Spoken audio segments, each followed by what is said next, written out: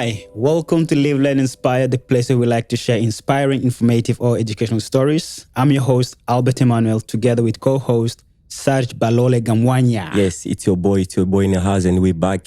Welcome to Live, Learn, Inspire podcast. Also, remember to subscribe, share, like, and comment on the best upcoming podcast ever. That's it, man. Yeah. Before we jump into our guest, I just want to give a quick shout out to our sponsor, Kawanzuri.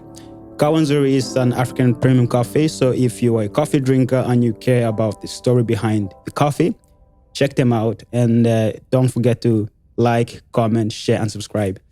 And our guest for today, yes. Alpha. Pleasure to be here, guys. Yeah. Welcome to the show, man. And you are a personal trainer for athletes, right? Yeah. Yeah. So we're going to get into your story just to understand your journey, how you got started, some of the athletes that you worked with and so on, right? But before we jump into that, I want to ask you one question. Yes. What is one thing that people wouldn't guess about you? I think people wouldn't guess that I'm very not that serious the whole time about training, nutrition.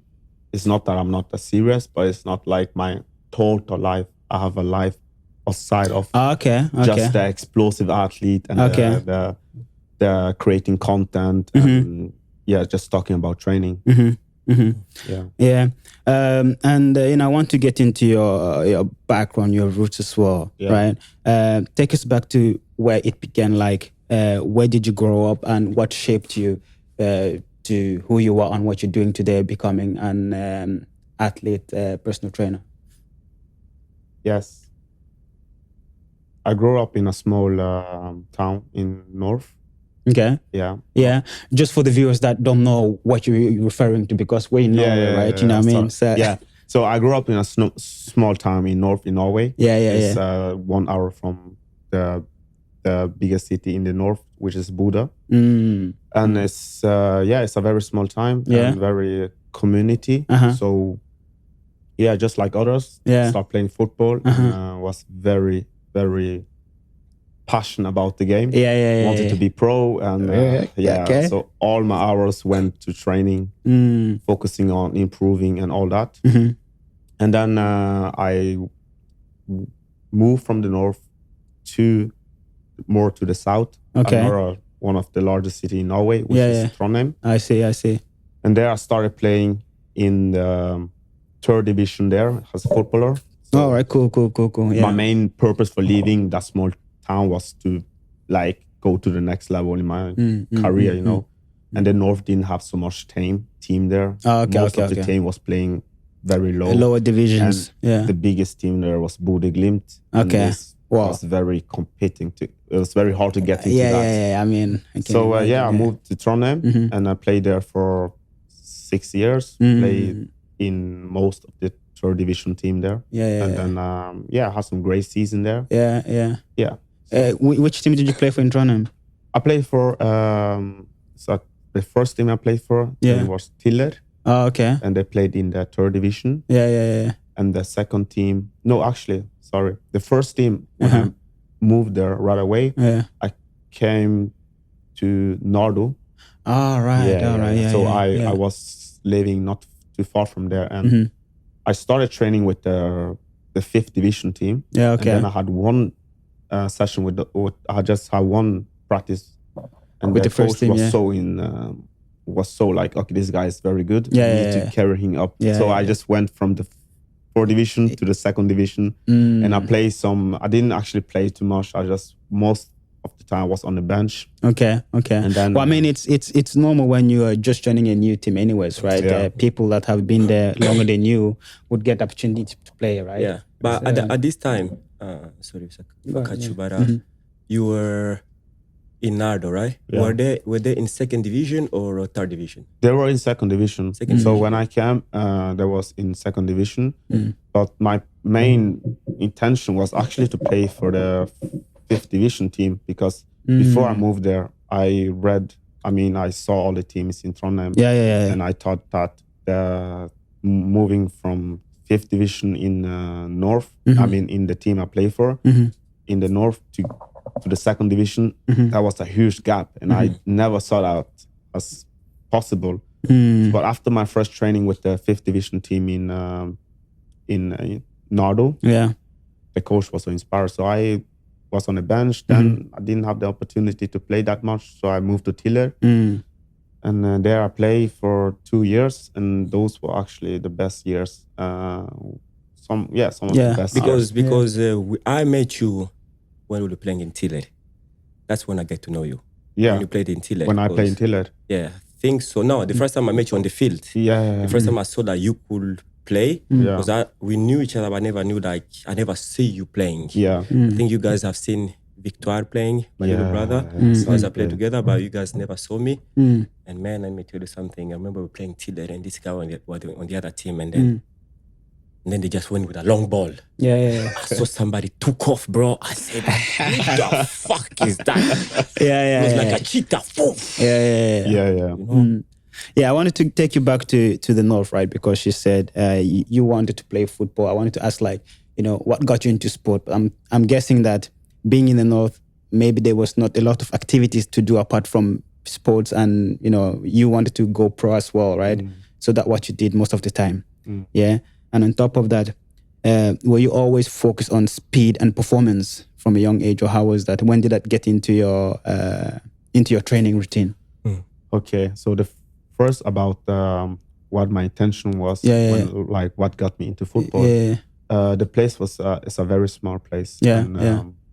Most of the boys there plays football, and football was such a the most popular thing to do there. And also I was very athletic from a young age, and so I had a advantage. I was very fast, so I had a little bit advantage when it comes to that, and I just loved the game. So that was the huge Okay, it came easy to me to play football.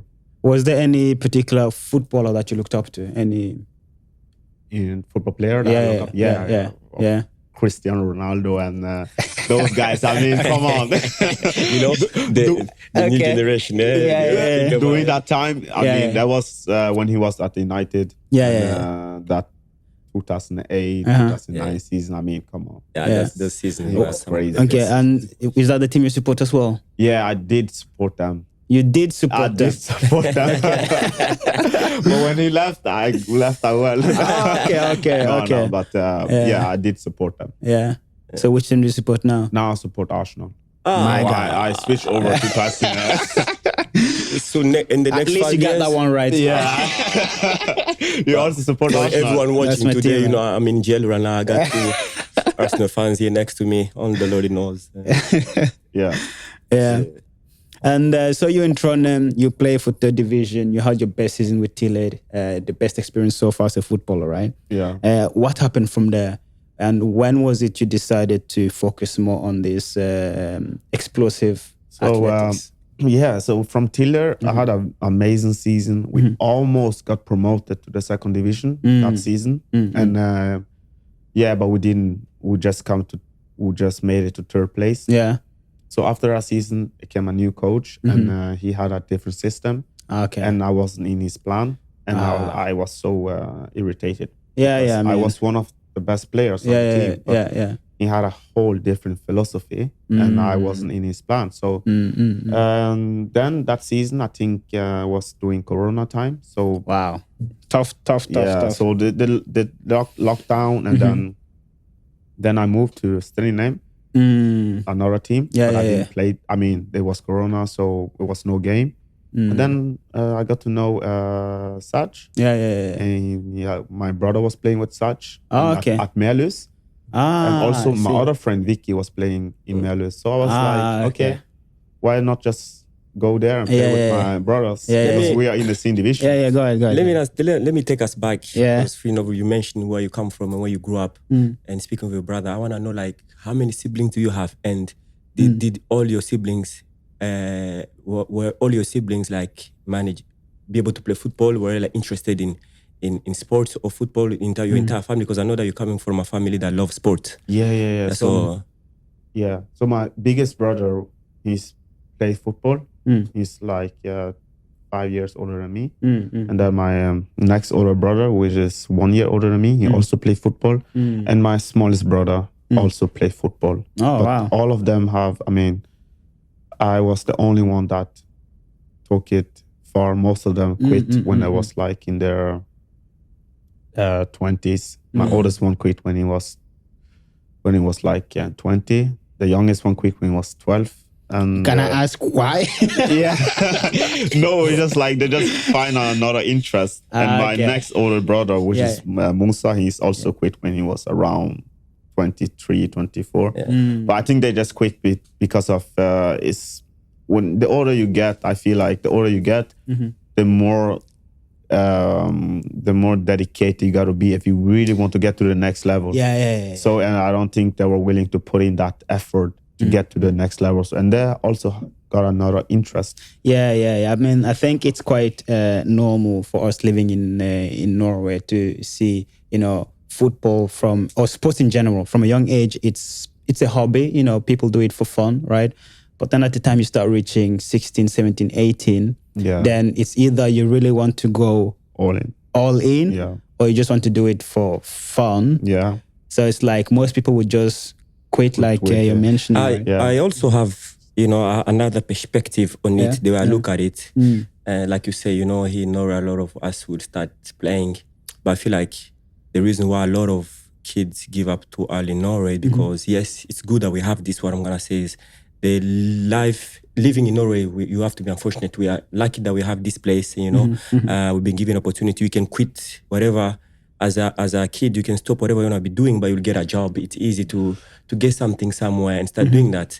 So I feel like that gives us the opportunity for kids here to stop too early and choose something else. But if we didn't have this great country and these great opportunities, I think we'll have a lot of kids not giving up football too fast. Right. So I feel like, it's easy. For example, if you go to US, and that percentage is very low, right?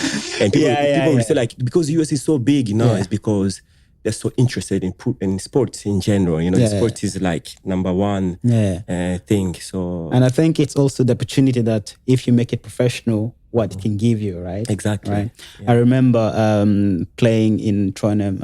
One of the coaches was from Brazil, and the way he tried to motivate us was how he would. I think that's what would work in Brazil, because it's like, you have no food at home, That's how it was going. Like, remember, you have to work hard to feed your family. I'm like, what?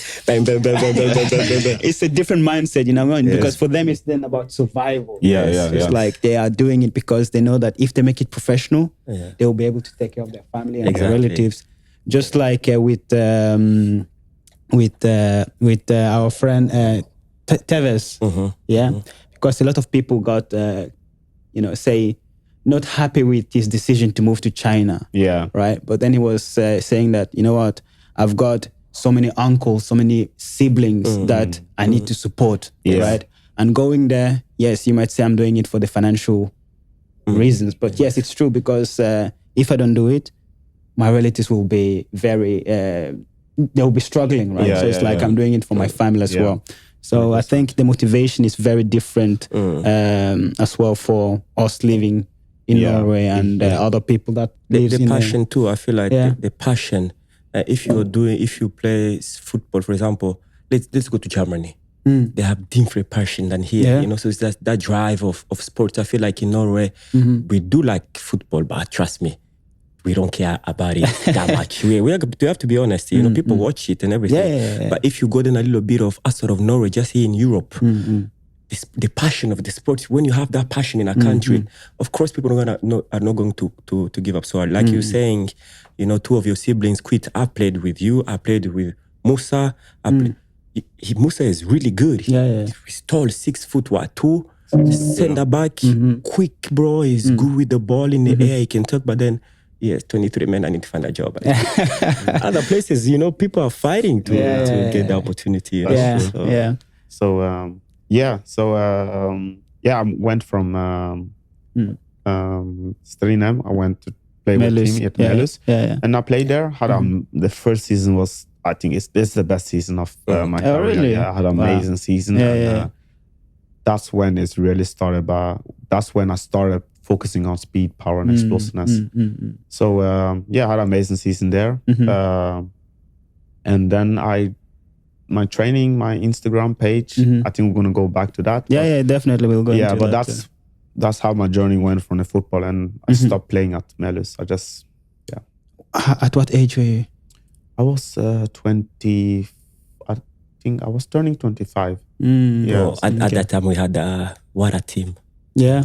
Because I was playing with him in the at that time. What a team. It was me and Miro, his brother and the centre back, him on left wing, Victor on the right wing. Crazy. Bro, we were cooking. Oh, wow. No, I'm not even joking. We were cooking. Team. Yeah, bro. Yeah. I remember our first game, second season, we lost. We went to Bude. We played the team that is... That's your hometown, isn't it? Yeah. Third division. that bought, the team that bought a lot of players. Yeah. That season they went up. Junkeren. They bought a lot of players. Bro, we were well trained. We were prepared that season. We were good. We finished the season before and we were good. We got there. We get there. We got off the flight in Bude. We get to the arena or the venue we were going to play. And since it was still cold, so the venue was like closed. Everything was nice.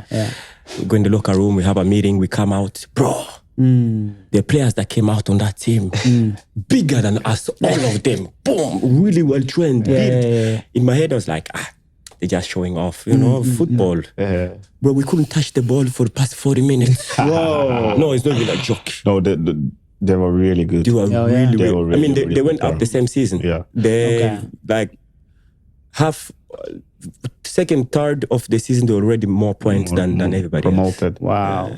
It's because in Buda, it's it's not that much of a team there as playing in the highest division. Like in Trondheim, we had third division, second division, first division, there are so many options for the players to go. But in the north, is Buda, Junkeren. If you can't make it there, then so most of the good players they go to those two teams. Oh, okay. So that's why they were very good.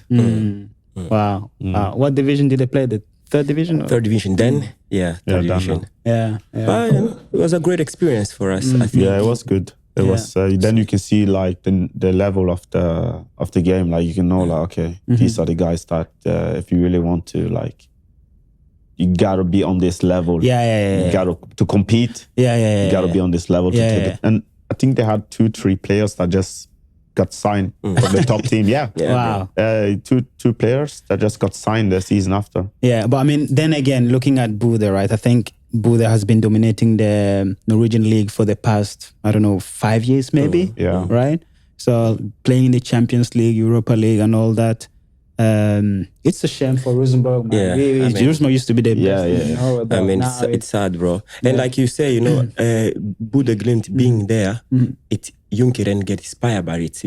That team get inspired being in Bude and seeing Bude, go see how they train because the city is so small, so they can get to see that, they get inspired by that. That's why maybe they do well because, playing next to a team that is doing pretty well. That's not good. I'm wondering on their training regime for Bude because how they are, performing year after year, just dominating the league, what are they doing different that the rest of the teams in Norway cannot do, right? I have some players that played under the coach and also played in Bude Glimt. So I actually asked them that question, what are actually Bude Glimt doing that is making them to dominate so much? And one of the players say that the coach, he won't let anything slide. Like it sounds very, very like typical. Every coach won't do that. No, he won't even let a passing.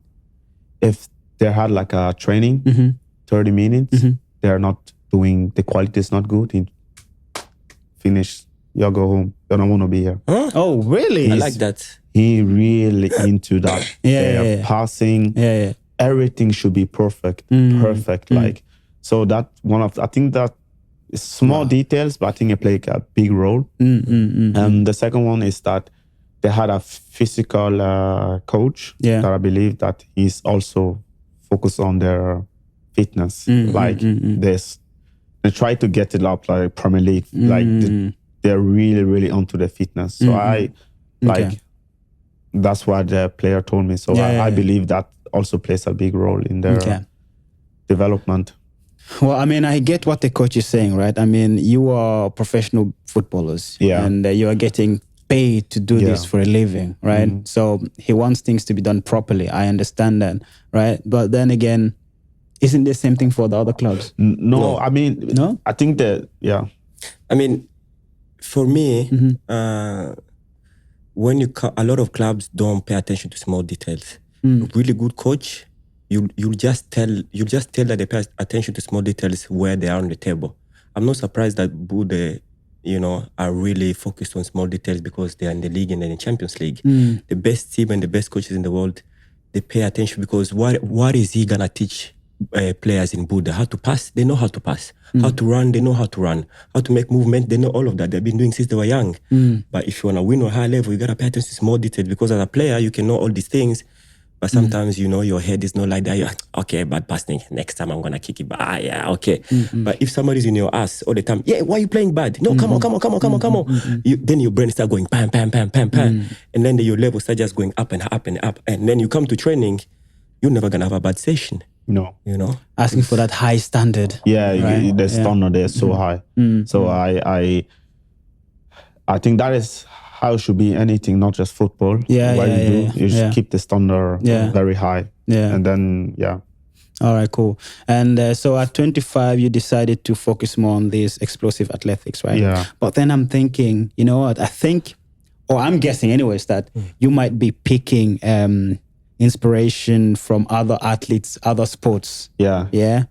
Is that true? Yeah. I want to go back to explain how I stopped playing football. So go ahead. Like I was always into creating something. It can be I just wanted to put out something. Okay. During that time, I was so passionate about training. Like I remember a coach asked me, like, do you want to come and work for me? Because I saw you when I was training you. You were so passionate. You were like recording the exercises and I was so passionate about training. So I started posting out content on Instagram, YouTube, and most of those content was like training with body weight training. Yeah. And then one of my friends told me, why can't you just post out your training content when you're playing football or training for football? So I started doing that, and then suddenly my followers started growing. I went from 500 to 10K doing 1 month. Wow. Yeah. That is Instagram or YouTube? Instagram. Yeah. I went from 500 to 10K doing not 1 month, I think 2 weeks. Then I just like, okay. Then I started like, okay, I just get into the consistency, the momentum. And then I went from that to 100, 200, 300, and we just took off from there. Wow. And then when you started, what age group did you train? Because you start like, I remember at Melus, we had this own gym. We would go train, that's where you started, right? That's where I started. That was that coach. That coach, yeah. Yeah, he asked me. Lasse, yeah? Yeah. And then you guys start training together. And so would you say like he opened the doors for you? Did you learn from him a lot? 100%. He saw something in me that I didn't saw. It's like, this person, I really want him to work with me. And he put me in an environment where I could learn about not just the surface level stuff, but like the deep stuff about training, about how the body works, the movement, and all those stuff. And then I really got interested in it. So then my passion started going more into coaching. Awesome. And then my followers started growing. And then it was like, it becomes so much big part of my day. And then I'll just make the decision, like, why not just go all into this? Wow. Damn. I mean, again, so that's basically how you left playing completely to focus on coaching and explosive. Yeah. Right? But wait, while you still was playing with us, you're also still doing that thing. Yeah. Early you're still doing it and training the kids. Yeah. And their parents, I would see their parents come with him at the gym before our training, and he's training the children there in the team. They're like, well, this kid is doing good. This is great. So you were doing both of them at the same time, which is not easy. No, of course not. I mean, but then again, it's something that you enjoy doing, right? It became your passion as well, right? Yeah. So I was doing that, and also I was working and playing football. So I was working another job at the kindergarten. So after that, then I went to the gym as a coach. And after that, I just went to football practice. Wow. And I did that, I think, 1 year, maybe. Yeah, 1 year, 1 year, yeah. Busy. Yeah, I was busy. But it didn't feel like it because I was so into it. So yeah. And also, I mean, after a while, I think now you are about 50K followers on Instagram.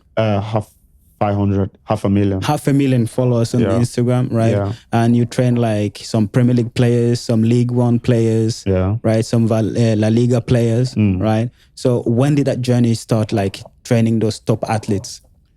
The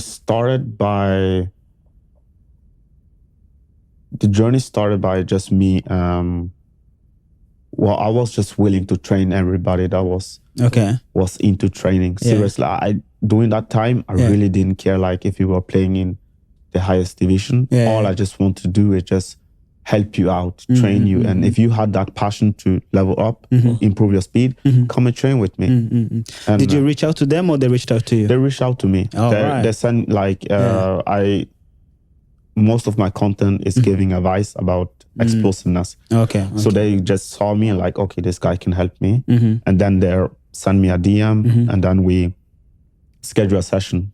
So those small young kids from small teams in the city started sending me DMs. Then we are just, all right, let's try. I'm just gonna say I'm lucky and happy because I was one of the first people he used as I'm studying something, I know you know how to train, let's do this. I was like, this is fun. And I remember I followed his program. It was really good experience, man. It was for like 6 months I was doing all the exercises they sent me and everything, and I felt like, this is actually something good. This is someone that I know what he's doing. Put in enough time. So it was nice one. I mean, of course, none of your players is less than any other, but like, who would you say is the top or biggest player that you've worked with? I mean, come on. It's the new sign Manchester United striker Benjamin Šeško. Benjamin. Before I keep going, but you hear that? He trained Šeško and that's United, not Arsenal or Chelsea. Benjamin Šeško, Yeah. Wow, that's what experience. Walk us through that. How did that happen? So during that time, I trained a lot of. Now I started to get into the professional, started training professional during that time. I started training some players from Norway, and then also those players send me like testimonials, like my days. Your program gave me amazing results, and then then I just started posting those testimonials. And then during that summer, before he left, Benjamin Šeško signed for Leipzig. He actually sent me. He started following me, and he sent me a DM like, "Hey, do you have any program? And I want to talk to you." So we had FaceTime. And I was like, okay, I didn't know too much about him. He wasn't a big player. I mean, he was a big player for people that knew a lot about young players. I didn't know nothing about him. So I talked with him on FaceTime. I said, okay, this guy interested. I sent him some program. Then 6 months later, then he called me again. He like, hey, do you want to come over to Germany and train me? I'll send you all you need, hotel, food.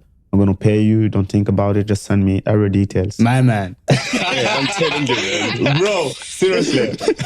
And then when I saw that message, I was like, is this real? Someone's pranking me. Someone's pranking me. It was like, come here. I will pay, train, food, everything. I got you. And can we have a call tomorrow? And I was so buzzing. I mean, I was gassed. So we just had that call. And I sent him my details. He sent me everything. And then, How was it? Let me ask this. How How was it to train a player such on that level? Because you'll be training different players, but how does he react on your program? How does he listen? How does he do the sessions? Like, because it's different, you work with people that are different. You can work with somebody with lower level. You have to maybe to explain a lot, or maybe this movement, you have to lift your right leg properly. But was he like, do you have to speak more, or you have to like give him small details you'd get? There's mostly small details because players on his level is not like he don't know. He had you have some of the best coaches around him. Of course. So but the thing is that the level of intensity, the purpose behind the exercises, some of details like, okay, this is where you should place more power. This is where some small details like that. But so it was mostly those small details was about. Benjamin Sesko, man. Manchester United. Come on, man. When I saw it, I was like, I sat down and I remember when you started, because I was there when you started, like the picture came in my head and I was like, it feels like yesterday when Alpha started with this and look at him today. Like time flies so fast. But like you're saying, when you love something, you stay consistent at it. I mean, the benefit and the payoff is going to come when you're going to be surprised. So. Yeah, absolutely. One of the things that I believe has helped me so much during my journey is that I remember before I created this page, Explosive Athlete, I sat in my room. I remember that that evening, I was like, you know what? It was another page that inspired me. The name is Overtime Athletes. Overtime Athletes? Yeah, Overtime Athletes. The ones that are working overtime. Yeah, those are no days off. Those are the craziest ones. No, so I saw that page and I was like, okay, you know what? I can do the same thing. I have all the qualities, and I really imagined myself doing it. I had that vision, and I wrote it down, like how many followers I want to get and where this is. Yeah, I just wrote it down, and I started doing something I don't know a lot of people do, but it's called when you, I don't know how you call it actually, it's when you repeat the same thing every day to yourself. Okay, affirmation. Affirmation, affirmation. So I wrote it down, and I repeated to myself, I'm a sports performance coach. I train professional footballers every day. And then I just started having that belief in my head, like, you know what, I can do this. I can do this. So that is one of the, I think that is one of the biggest, reason that I managed to come. So. That's a really good But okay, so you wrote down the number of, call it people you want to train, the number of followers, right? I wrote down, I'm a fitness influencer. That's the first one I wrote down. And then after I say, oh, this actually works. Like, I actually grow, and because it's something with the mind. It's so funny because the mind, and you guys have probably heard this before, the mind don't know what is true and is untrue. What you tell it in a long period of time, it will start believing it. So if you tell yourself, I'm the most fittest guy in the room every day, your mind will start believing it. When your mind believes it, your action will go towards that direction. When your action go towards that direction, and you will automatically become that person. So I actually just wrote it down. I'm a fitness influencer, and then I saw it works. And then I wrote, I saw, okay, let's take it to the next level. Hey man, for everyone out there wanna be, something, the same thing as Alpha Explosive Fitness and start your own journey, affirmation is very important. Write it down, read it every day, go after it. So Okay, cool. So again, I'm trying to take you back to the athletes you work with, right? Of course, we mentioned Benjamin Sesko.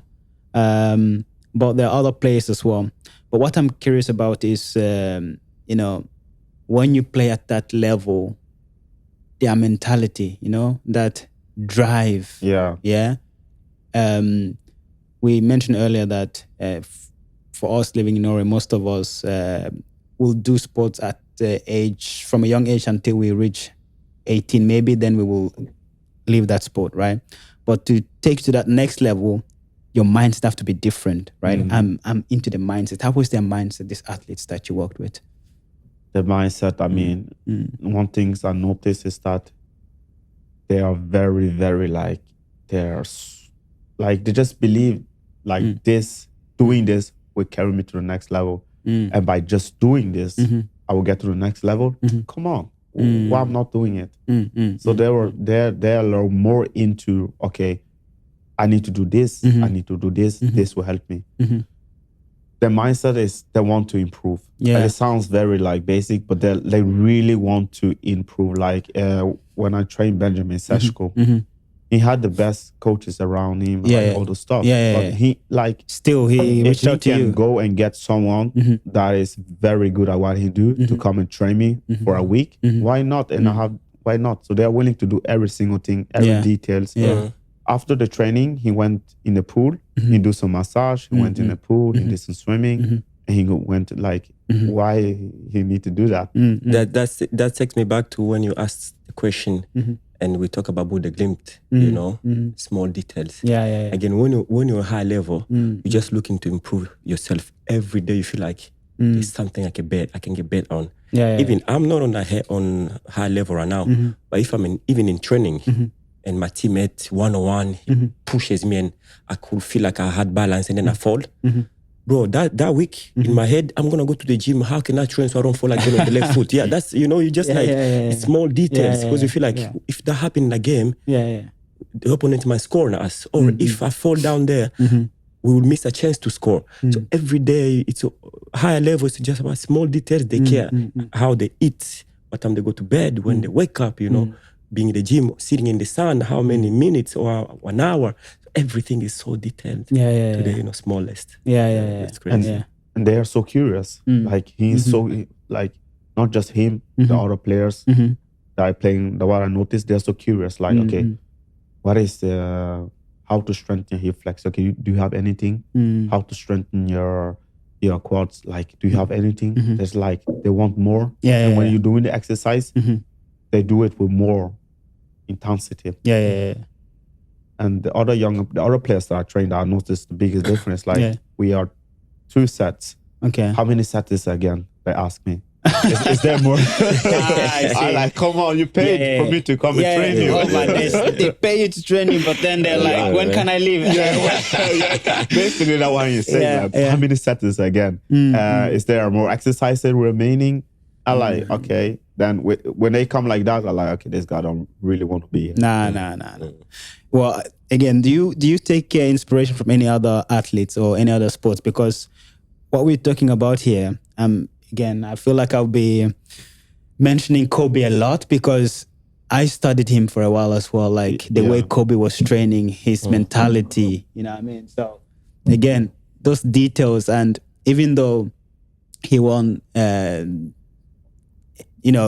cups after cups, champions after championship. Still, it was like, I want to be the best simply and plain. And to be the best, I have to win. That's like, that's what he's doing. Like, that training, like you said, it's crazy. Someone push you, you're like, okay.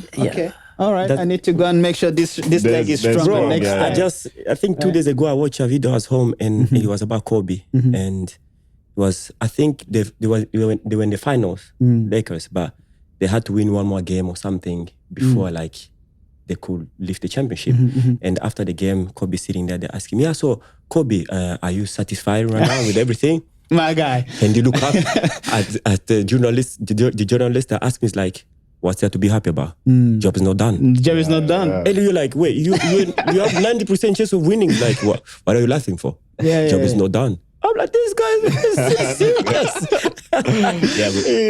That's the mentality. I mean, so back to my inspirational, who I inspire. Funny enough, is Conor McGregor. Oh, really? Yeah. Notorious.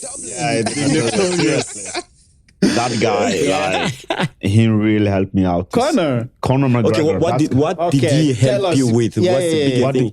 I'm curious. The mindset. That guy was, and that's also what I started with affirmation, because it was like a motivation clips of him when he was young, just starting off with boxing, the UFC, and he said to himself when he won a match, his first game, he said, "I'm going to take over I'm going to be the face of USC.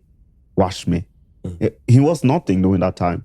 And he said that. And then fast forward 5-10 years, he double weight champion 2-time. Like, so it's like his mindset was he could see himself there. And he was like very like, I'm willing to do anything. Like he was so confident. And his dedication into training and like the way he speak really inspired me to go all in into my into your I like that. I like that you mentioned. I was not expecting UFC, MMA from football to MMA like that. But I mean, that's good. I think you know what I'm trying to get into is that I'm guessing that you also picked up some ideas from NBA, from NFL, that's just because Kobe. Like I also watch Kobe videos, and the thing he said is so accurate. Like I don't know, you guys have probably heard of the video where he said, "I will wake up 4 p.m. I will go and train. Come back, rest, go and train." He trained like 6 times a day, and it's like, whoa. I'm just training 1 time a day. He's 1 a week. He's obsessed. He's obsessed. And he said like, if I have 500 shots in the morning, 600 shots during the afternoon, and 400 shots late. Together, I will have like some 1,000 shots. And then if I do that in a long period of time, my competition can't compete. That's in competition, man. Yeah, it's not. How can you compete? So it's like very inspiring. And this guy trained so much and are so dedicated and so obsessed. I'm pretty sure I heard this or I didn't see it, unless whoever said this didn't say, was lying. But I think it was either Kobe or LeBron, and they were in the gym during their own routine, shooting before the game, and Kobe was missing on the same spot that he usually makes every day, and he missed a couple shots. Oh yeah, that was Kobe, bro. Right? Yeah. And then he was like, "No, there's something wrong with the rim." Yeah. And people were like, "Wait, what? Something wrong with the rim?" And then the guy came in with the measurement right there. And he started measuring it. He adjusted it. He's like, "Okay, this is good." It's like, I think this is good. And Kobe starts shooting again. He makes every single one after. That's the right one. And he was like, "You see, I knew that something was wrong with the rim." And I'm like, "How did he know that? The rim is so big. How did you know there's something wrong with it?" Because he does not miss. He knows, why am I missing? This is not me. It's because he's trained so much that it's impossible. That muscle memory told him, you're doing it correctly. You're doing correctly, but something's wrong over there. It's not you. The mistake's over there, bro. Wow. I will start to use that when I get there's something wrong with the equipment. When I shoot and I shoot outside, I'm like, come move the goal, man. This side. Yeah. Well, the mindset, man, that's it. That's the thing I think most people also just admire with athletes, their mindset, what I mean? It's like people also tend to almost live through them as well, what I mean? Because like, okay, maybe I wanted to be at that level. I didn't get there, but that mindset that they have, it's like living through it as well. Serge, do you remember that I think it was during Corona when I just came to Melus, and we was like training crazy during that time. But I remember there was like a fire. Like, you know what? How can he take my place on the team if I run uphill 4 times a week? Right. I train acceleration 4 times a week. Yes. And then, like, it would be impossible for you to do that, bro. You can't go. You can't compete with me. No. And that's the mentality. We train together, and seriously, when we get into the season, it was different. We're different, especially him. And when he started, and everyone was like, "Yeah, Alpha, every day will come." You were there like 2 hours before everyone. We'll get there. He has had like 2 sessions running up the hill. We get in the, at the field, he's doing already these things with the band. In the beginning, especially in Norway, when we're at a lower level, people would not see you seriously. They would start laughing in the beginning, like, what is he doing? What do you think he's doing? But me, I've been lucky enough to be in those shoes. I was like, I'm going to jump on that thing. I like what he's doing. I already knew, and I felt like this is something. That was pre-season? That was preseason. Preseason and during the season. And even during the season. Sometimes the coach used to tell him, Alpha, you know we have a game tomorrow, right? You can't be going so hard. Alpha will get in the gym. Run. And even I'll be like, are you not tired? But that's the mentality you gotta have. You're only tired if you're telling your brain that you're tired. And you can't train and go to work. And those hill runs. Hills run are this best and hardest, worst training, you know. When you do 4 of them, you come down, you look up, you're like, I have 4 again to let me. Should I give up? Come on, man, let's go again. Yeah. I think, who is it in the NFL? I think, was it Jerry Rice? Yeah. What team is he playing for?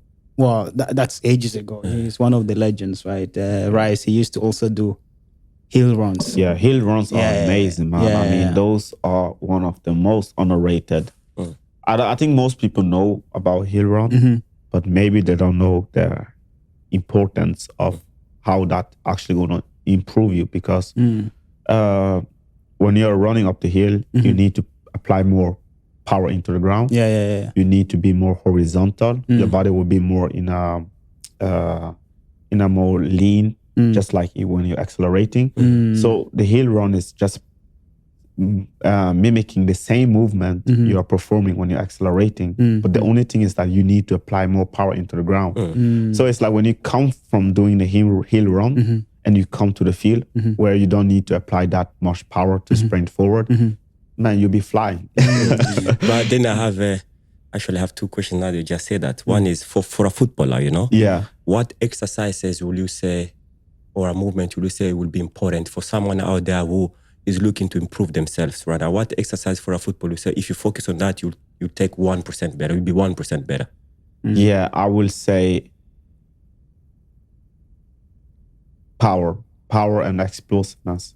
Yeah, if you can improve your ability to apply force quickly and explosive, you'll be able to accelerate, be able to change direction rapidly. You will be more explosive, and as a footballer, explosiveness is is very important. So I will say, focus on improving your power, improving your. And I'm not saying that you should be more strong, big. No weightlifting. No weightlifting, because some players take it wrong. They're like, okay, I need to be more powerful. Let me go and lift up heavy weight. But no, just improve your power. Train with a light weight, explosively, and perform explosive movement, basically. That's good. So I would say improve your power, yeah. And my second question is there, since we mentioned NBA, NFL, you know, and football, is there any other sports that you maybe in the future want to work with those certain type of athletes in those sports? Tennis, maybe, I don't know, swimming, and why? Even like athletics, like sprinters. Yes, Olympics, you know? Yeah. I will actually work with martial boxing, MMA, martial arts, martial arts. Of course, you notorious. I mean, if Corner is your inspiration. Come on, man. So I will Conor McGregor, if you're out there, you know, somebody want to work with you. And you know, he actually followed me on Instagram. He does? Yeah, he does. Hey, who knows? Hey, start writing down. So maybe I should send him a DM. Like, you know, I'm training fighters now, so come on. What is it? Okay, I haven't been following, man. But he is still. I think he was getting into like politics, prime minister, something like that. Yeah. He's done with that. He's back to fighting. I think he's long gone for fighting now. But if you're back, Conor, come on, hit me up so we can get some session. So it's Imagine that, you know, he was the one that kind of inspired you to actually get started. Yeah, he was inspiring me. And when he started following me, I was like, I didn't know. It was his younger brother, Victoria, that told me, Alpha, you know, Conor McGregor is following you. I'm like, seriously? So I just went on his Instagram and I saw, what the? He's following me. Mine in UFC, because, you know, we all do watch UFC. I see that up late at night until 2 a.m. to watch these games. And Israel Adesanya, for me, Adesanya is easy. Yeah, he's bro. I follow him since he was in Asia. Seriously? Just like the Notorious is he's he speak affirmation to himself all the time. Since he was young, he was like, I'm going to take over UFC one day. And there's one fight when he's up there, title fight. I think his first title fight or something. And the opponent, like third round in, the opponent on the other side is on this side and he's bleeding. Both are bleeding, you know, and they had the break. And then they come back, they're standing on the other side and the camera is on his face. And it was like, you could see him speaking like, I'm ready to die. And I was like, this guy bleeding over, he's like, let's go, I'm ready to die. And they're like, they've been fighting like, these guys still, his passion of I'm not gonna give up. That's the mentality. I've been fighting to be here, and that mentality is the guy is cut over. You can't even see one eye. He's like, I'm ready to die. Let's go. It's amazing when you come into that state of mind, like where you're like, you know what, I'm like this, like. I don't want to compare what I do to him because okay. I'm not gonna do that. You're not getting into the ring. No. But I can imagine where he was in his mind state because it's when I'm doing those explosive like hill sprint, uphill sprint, like really want to tear up my body, and when I like sprint back and forward 10 times and my whole stomach hurting, I'm going to eat this pain. Like, I'm going to eat this pain. So I sprint instead of me just falling down on the ground. Like, I like, no, I'm going to walk up straight. I'm going to eat this. This is light, you know. So just I think it's a special mindset you got to step in. It is. I mean, you can even look it into other sports or even just general life. Right? Yeah. So Muhammad Ali was saying the same thing. You know? I'm the best, I'm the greatest, right? And also, even in hip hop or call it 50s, like get rich or die trying. You know, I mean, he was in that state of mind. Right? So it's like it's amazing. Yeah, it's like it's either I'm doing it or I'm going to fully collapse. Obsessed. You know what I mean? Yes. And just going back to, you started by saying something that you write it down and then you were speaking about yourself like I'm Alpha and I'm a sports performance coach. Right. I'm going to train professional footballers. Right? Yeah. What I do, what I've been doing the past couple months, I used to do when I was in US, is I write all my goals and dreams and I'll laminate it for engelsk. Laminated, something like that. Yeah. And I'll put them. So now in my house, in the shower, I have one on the wall. When I open my closet, I have one for podcast and football. And every day, I cannot pass in my house without reading it. So everything that I do, I read the things I need to focus on. And this makes me start now living, and every day that I go, I can never forget about anything. 100%. So, and the goals I don't achieve, I look at them, I'm like, okay, next year, change it. The goals that I achieved, and even at work, when I started, people were like, what are you doing? You're crazy. Why are you having all this paper everywhere? And now I can start seeing them almost doing the same thing I'm doing because they see that it works. So they come in my wallet, they open up my closet, they read. I'm like, why are you reading that stuff? Curious. It's so funny. I just think like how that the mind work, like because it's exactly the same thing I did. Also, I wrote down, I think it was 2021, I wrote down my 4 top goals. I wrote it down and I just put away the paper. Like I'm dedicated, I'm disciplined, I'm doing all this stuff. Put away the paper, I didn't saw it for long, but I wrote it down and I come back to it. I'm like, done. Check. Like, what is like? How is this possible? But it's crazy what the mind can do when you really goal setting. Yeah, goal setting. Awesome.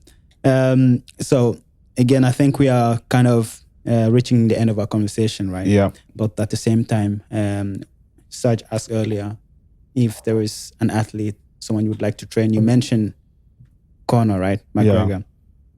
Anyone else that you would like to work with? Yeah, I really like to work with Mbappe. Yeah. Kylian Mbappe. Yeah. I would really like to, and also Vinicius. Yeah. Those players I really like to work with them. Why are you just mentioning Madrid players, bro? Come on.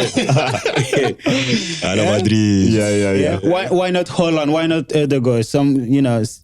Because those players are more like when I play football, I was more like Mbappe, and those were the players I look up to. And being able to work. And Holland, don't mind him. He's just playing. I mean, I can work with those as well. Yeah, here too. They're from Norway. Yeah. So I understand why you say Kylian Mbappe and Vinicius Jr. Your playing style is just like Kylian Mbappe and Jr. You know, he's quick and like to dribble and pass. He does like to pass in front of the goal though. He would want to finish him. As a forward, you shouldn't pass in front of the goal. Oh, sometimes, man, he has to. Sometimes, I will be like mad at him. Alpha, why open? He will just look at you and do this. Talk to the hand. Yeah, bro. Him and Victoire, they all go at each other because both are winger, you know. Speaking of which, Junkeren, that first game we went in Buda. Yeah. Bro, first 10 minutes, that was a really good team. The first 10 minutes, we had 2 chances. Alpha dribble, I play in the back, you know, and he run, he dribble past one player because their line was so high. Him and Victoire are through. The keeper come out. Alpha can just play to Victoire. Boom. 1-0. Alpha, dribble the goalie. The goalie touched the ball. I was like, you know what? We're like, what? We're like, you know what? It's okay. It's one chance. It's okay. 3 minutes in again. I'll play another ball in the back. Victor come along with Alpha. Alpha again try to dribble or pass to Victor, but the ball didn't go. That's when I lost it. I was like, Alpha, 2 chances. I was on the ground and Victor was like, fuck you, Alpha. Looking back, I like it. You know, a player have to have this hungry. Fuck you, man. I'm gonna score by myself. Again, you know what? Taking back to NBA, right? I think it was maybe again Kobe, man. I think maybe it was when I don't know whether it was Shaq, but another player, right? They were playing. Kobe was shooting, scoring goals, and then this guy's like, "Yo, Kobe, pass me the ball. I want to score too." Yeah. It's like, okay. Just keep shooting. And then this guy got pissed at Kobe. Why are you not passing? It's like, no. If it touched the rebound, then you can shoot. Right? That's gonna get your chance. Yeah, you will have your chance. Shooting. Yeah, when I'm missing, you'll have your chance. So right now I'm keeping. And he never misses too. That's the thing, innit? That's the thing. That's it. Yeah. And another question is, say we meet Alpha at 15 years old, right? Given that you know all you know now, all the knowledge, all the experience that you have now, what would you tell that younger Alpha? I would say become obsessed. Become obsessed because... and that is become obsessed with football or... No. Okay, with whatever you are doing.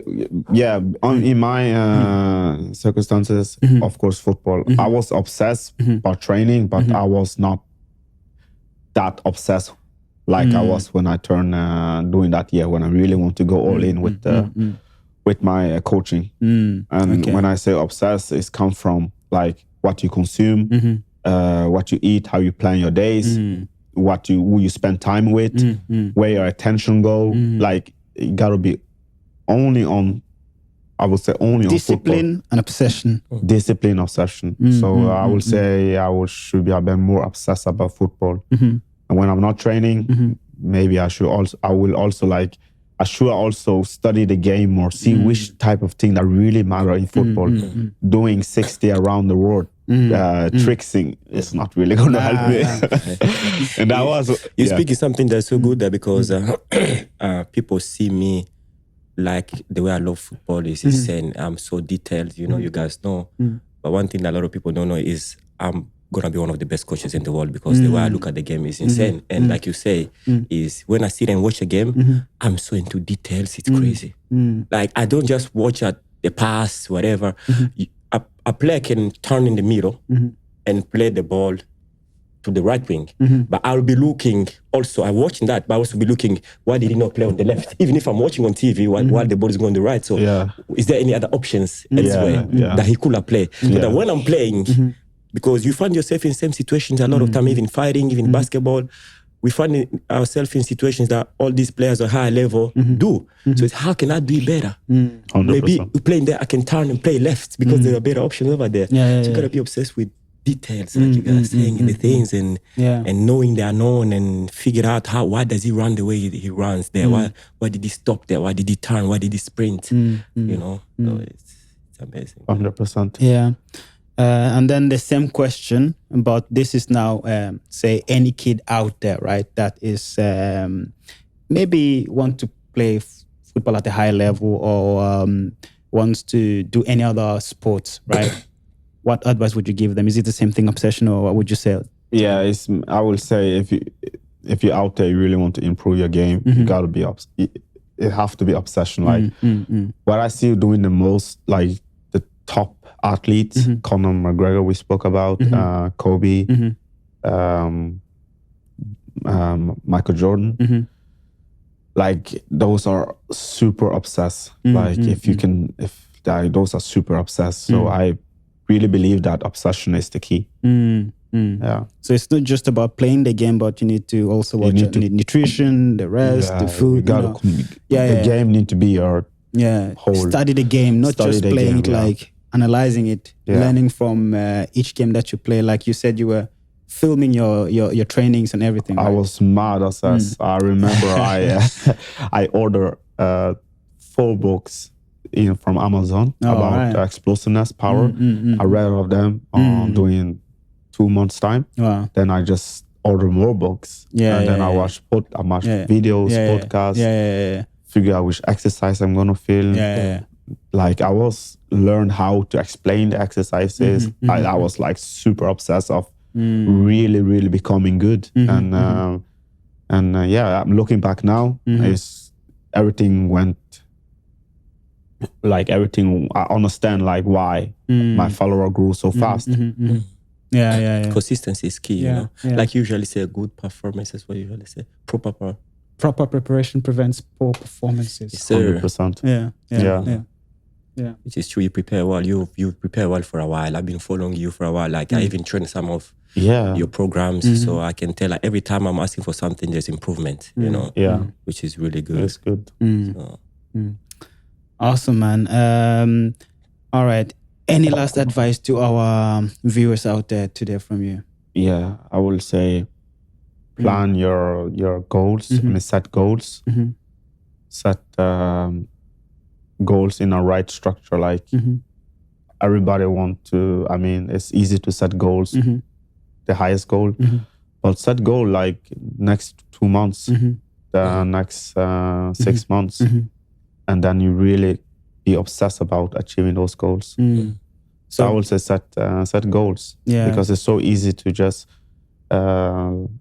be into the, how you call it, momentum, like doing the same thing every day, but you really don't know like what you're working for. But if you set what I work for me, when I set specific goals, then I just reach them faster. So I would say set goals. All right. So basically, to summarize, it's have some goal setting, and then you break down the goals, right? If you say for the next 12 months, this is what I want to achieve, but then you break it down like each month, this is what I need to do to reach to that specific 100%. Yeah.